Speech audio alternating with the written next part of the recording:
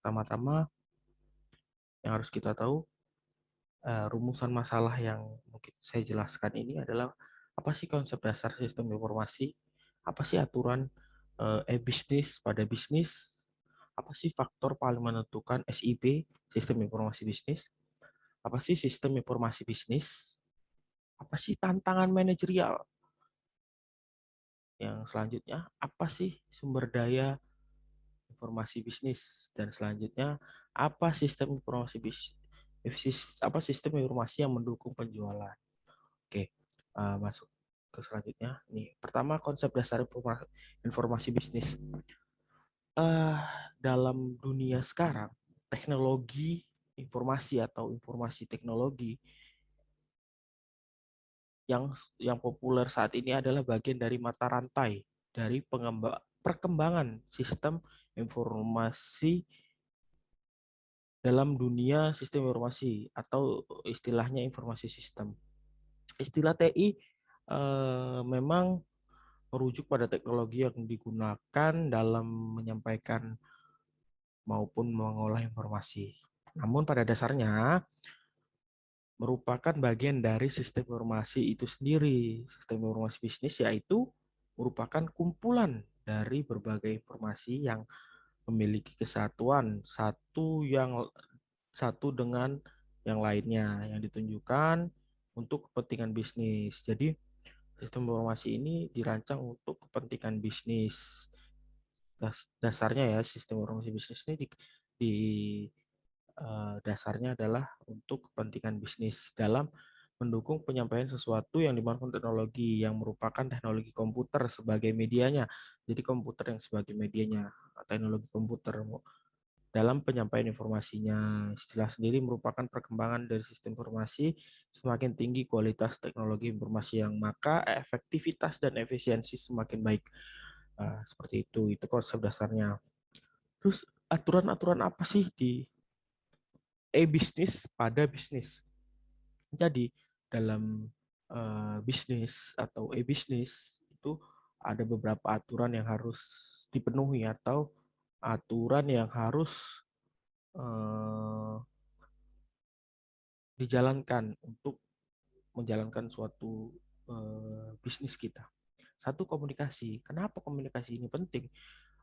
Ketika kita tidak ada komunikasi, disitulah akan terjadi kesenjangan atau komunikasi tidak terjalan, maka informasi yang didapatkan ke customer itu eh, tidak sampai ke customer. Nah, makanya komunikasi menjadi penting. Komersial. Nah, kita jualan itu kan dikomersialkan. Makanya penting atau diberdagangkan gitu. Proses bisnis ini penting sekali ketika proses bisnis ini dijalankan, yang bisnis itu berjalan. Ketika proses bisnis tidak dijalankan, maka bisnis itu akan berhenti. Nah, terus layanan. Nah, layanan ini juga perlu diperhatikan untuk eh, menunjang bisnis dan learning. Learning juga pun perlu kolaborasi. Misalkan kita ada bisnis yang memang harus kolaborasinya, misalkan kolaborasi dengan uh, public figure. Nah, itu penting untuk menaikkan penjualan kita juga.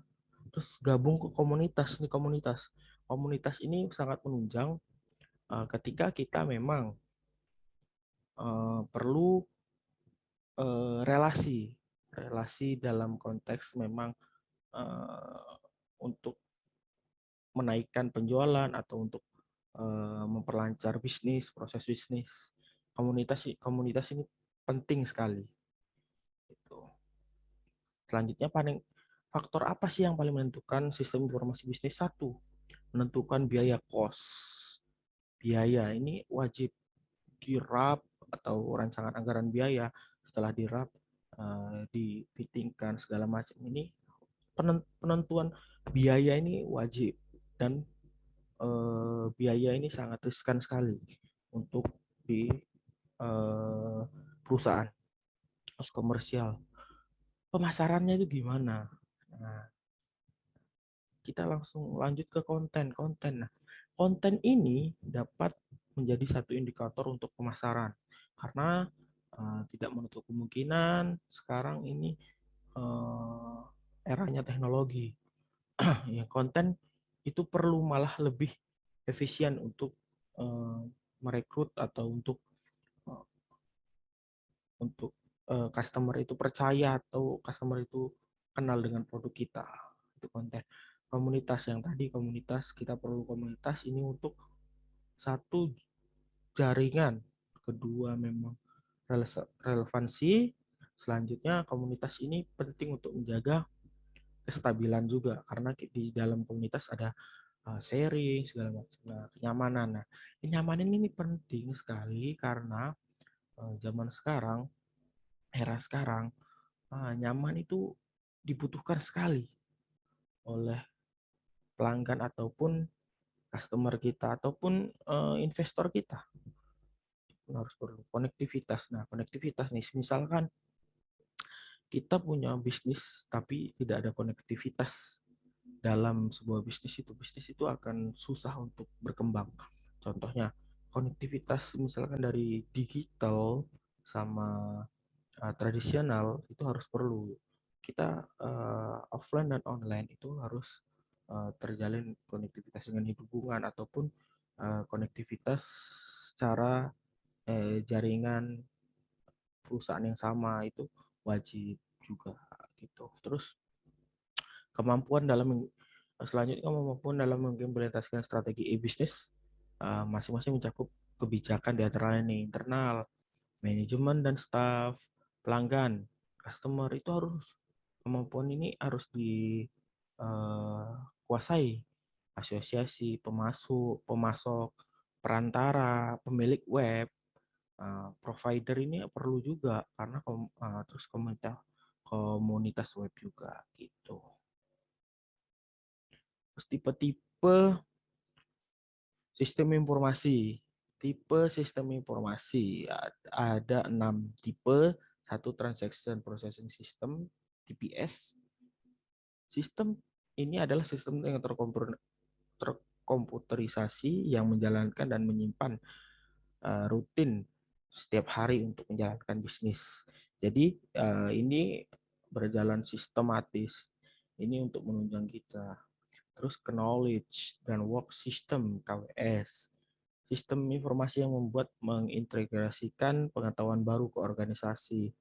Office automation system, sistem komputer seperti pengolah kata, email, dan sistem penjadwalan. Ini biasanya dipakai oleh human capital atau HRD ataupun yang berkaitan. Yang didesain untuk produktivitas data, work organization nomor 2 dan nomor 3 melayani knowledge level. Manajemen information system, MIS. Sistem informasi pada manajemen level organisasi yang melayani fungsi perencanaan, pengendalian, pengambilan keputusan, dan dibuat dengan menyediakan ringkasan rutin dan laporan proyedik. Terus ini yang gak kalah pentingnya, decision support system adalah sistem informasi manajemen level sebuah organisasi yang mengkombinasikan data, model analitik, dan rumit untuk mendukung pengambilan keputusan terstruktur dan semi terstruktur. Selanjutnya, Executive Support System (ESH) adalah informasi yang terstrategik level sebuah organisasi yang dirancang untuk tujuan pengambilan keputusan. Kalau itu seperti SPK, sistem pengambilan keputusan.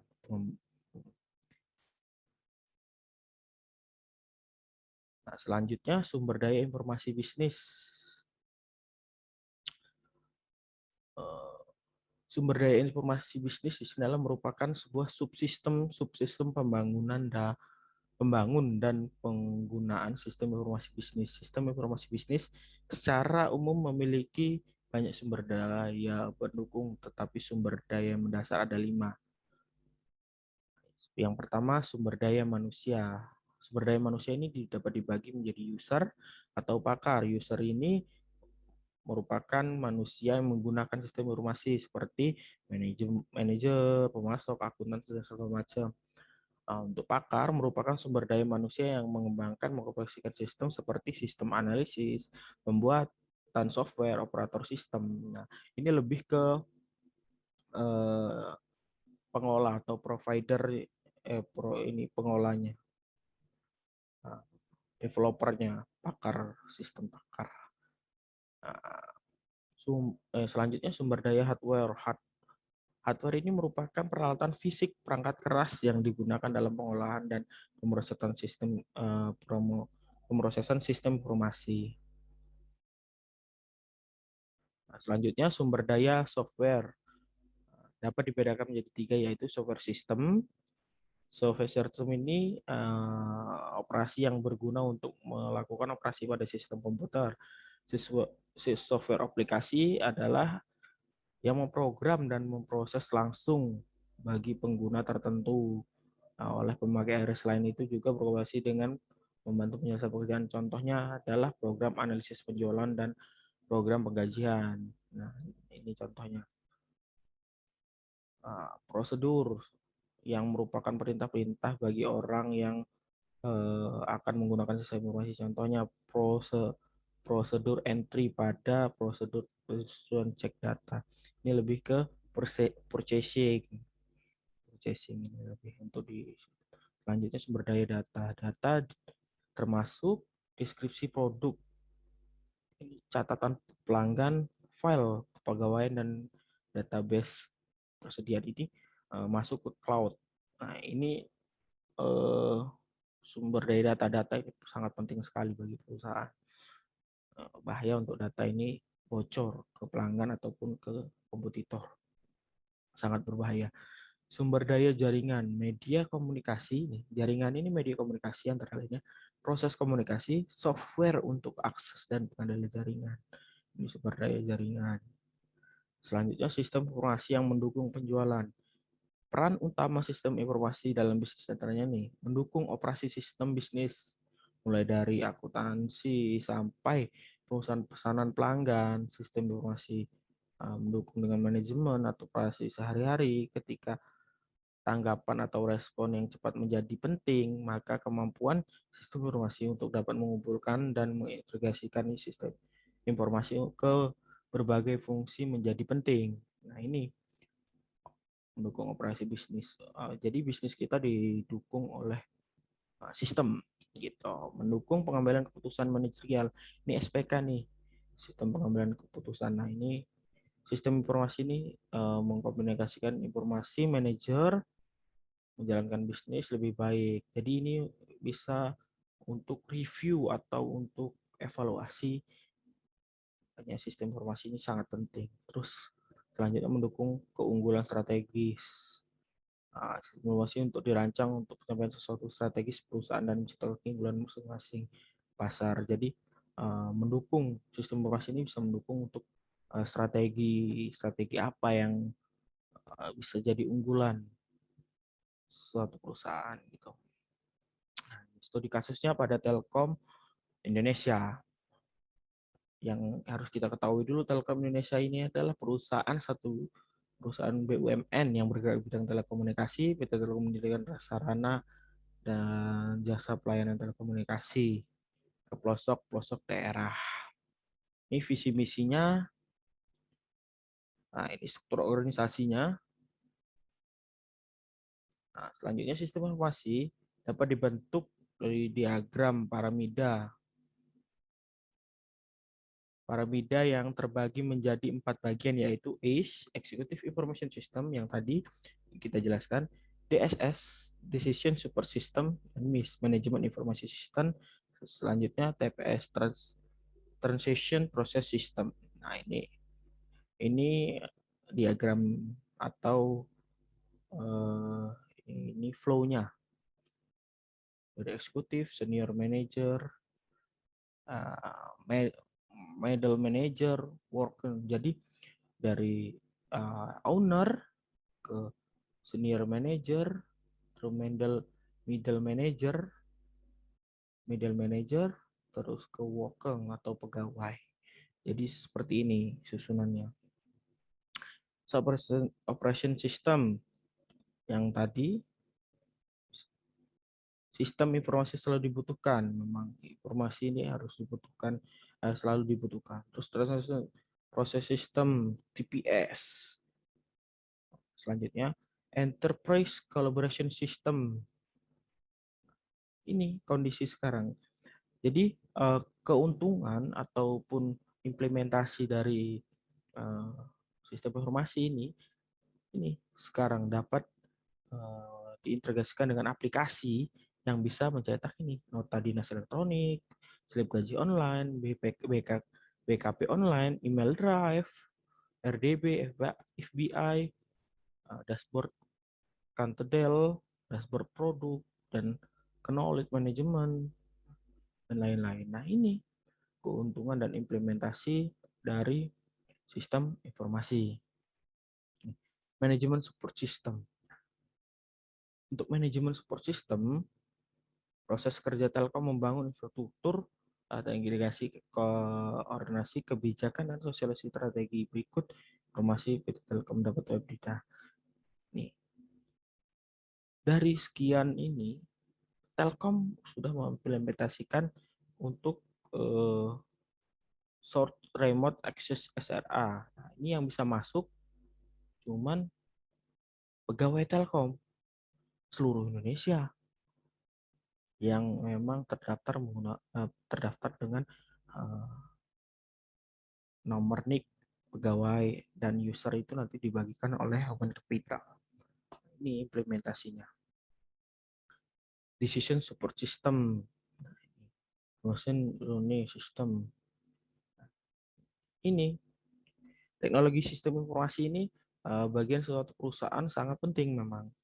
Jadi penerapan sistem informasi ini memiliki competitive advantage dalam industrinya. Teknologi informasi juga membuka peluang untuk perusahaan memperluas atau mengembangkan bisnis teknologi informasi. Merupakan saran pendukung memiliki pentingnya kemajuan perusahaan. Berikut contoh teknologi yang digunakan oleh Telkom. Ini softwarenya, USTV, USTV OS, Telkom ER, Telkom Solution ER, Wi-Fi ID, IndiHome Store, Nota Dinas Mobil Telkom, Telkom API, DNS Telkom. Nah, ini softwarenya nih. Ini yang sering kita tonton di kalau kita punya ini IndiHome, ini USTV ini sering kita tonton. IndiHome Wi-Fi ID. Nah, yang hardware-nya ini menara BTS, bukan ini ya BTS Oppo Korea, tapi emang BTS, menara BTS Telkom, SIM card handphone. Nah, itu termasuk hardware, kabel fiber optik, yang kabel yang kita lihat di pinggir-pinggir jalan, kabel Telkom. Nah, itu masuknya hardware dari teknologi informasi.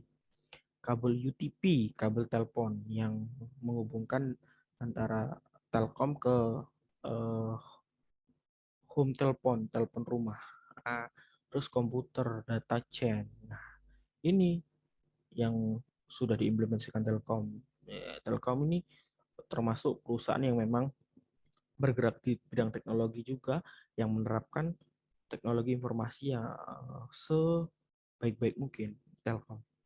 Terus bagus Telkom. Keren Telkom. Nah, kesimpulannya, kita bisa ambil kesimpulan sistem informasi telah berkembang seiring dengan perkembangan teknologi informasi yang sangat cepat, dan keberadaan sistem informasi mendukung kinerja. Nah, adanya sistem informasi itu bisa mendukung peningkatan efisien dan mendukung kinerja, efektivitas dan produktivitas, karena kita tidak perlu mengeluarkan tenaga yang berlebih atau kos yang berlebih, karena sudah sistematis di sistem. Nah, seperti itu. Nah, terus serta mendorong perwujudan masyarakat yang maju sejahtera. Nah, ini bentuk dari penerapan sistem informasi dalam mendukung penyampaian informasi maka dimanfaatkan teknologi informasi yang menggunakan teknologi komputer sebagai media utama penyimpanan informasi. Istilah ini sendiri merupakan perkembangan dari sistem informasi. Semakin tinggi kualitas teknologi informasi, maka tingkat efektivitas dan efisiensi dan makin baik. Nah, seperti itu. Terima kasih. Sekian dari saya. Eh, Ketika ada saya salah kata ataupun salah apa, kepada Allah saya mohon ampun. Saya akhiri. Wassalamualaikum warahmatullahi wabarakatuh.